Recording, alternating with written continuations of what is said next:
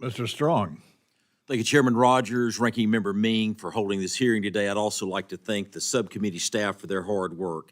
Secretary Lutnick, great to be with you again. Thank you and your staff for being here today. Each of you have had a full 48 hours.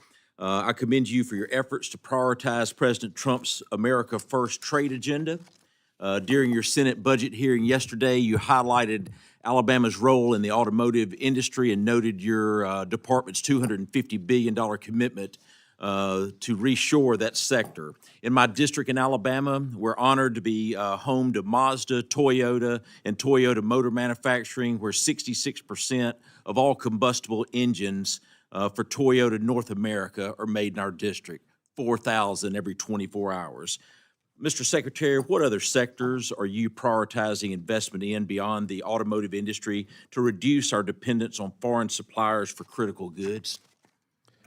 We have examinations in pharmaceuticals, right? Too many of our pharmaceuticals are antibiotics. You can't fight a war and need to ask your adversary to send you the antibiotics. So we need pharmaceuticals to be reshored to America. We need semiconductors, which we've already discussed, reshored in America. Those are two big items. Aircraft parts is another place that we think there's focus. Right, and of course, as we've discussed, automotive is vital to America. Steel and aluminum, which I just discussed. So those are the kind of topics that we're focused on, bringing and making sure that we're reshoring for national security reasons in America. Thank you, Secretary Lutnick. My home, Alabama's 5th Congressional District, has over 400 companies developing and deploying technologies with various national defense, space exploration, and homeland security applications. Your budget request includes a 60% increase in funding for the Bureau of Industry and Security. How does your department plan to utilize this funding to protect and bolster domestic companies, and how would this funding be used to improve our economic competitiveness and national security? Export controls, making sure that our adversaries don't get our best equipment, our most cutting-edge ideas. So if we don't have enough agents, we have 2 agents in China. That is just, come on. So we just need more agents to protect and defend our policies, and that is what the request is for. Let's grow our agents in the field to enforce the policies that we make at home.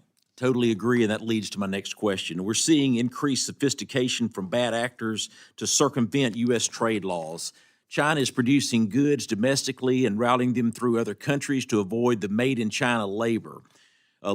Your department has asked for funds to address unbalanced trade through increased anti-dumping and countervailing duty investigation. How will this funding help combat China's circumvention of American tariffs, and what tools or technologies are you leveraging? Unfortunately, it's not just China. There are numerous countries whose governments subsidize their industries and therefore create an uncompetitive environment, and then they basically at below cost try to export to America, which creates our trade deficit. So we have anti-dumping, countervailing duties. That's the idea. We need to study them and we need to enforce them.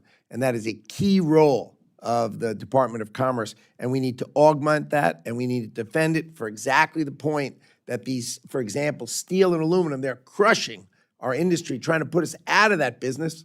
What I loved is that the UK had 1 blast furnace left. They sold it to the Chinese, and the Chinese then got all their customers and shut it.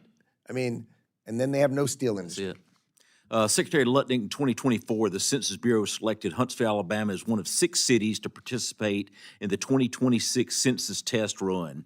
The 2026 test is an opportunity for the census to refine its operations in a city like Huntsville, which is experiencing fast population growth, making it harder to accurately count.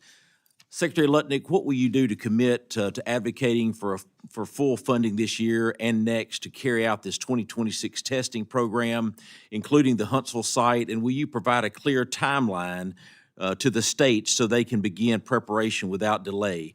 and also your thoughts about consistency from state to state, not allowing non-U.S. citizens to be counted in the United States Census. Consistency makes sense. Commitment to doing the absolute best statistical analysis of the census is easy for me to commit to. We will focus on it, and we will deliver the structure to have the greatest census with the best statistical analysis ever in the United States of America. And that's what we're going to get from the Department of Commerce. Mr. Secretary, thank you for bringing it home to America. Mr. Chairman, I yield back.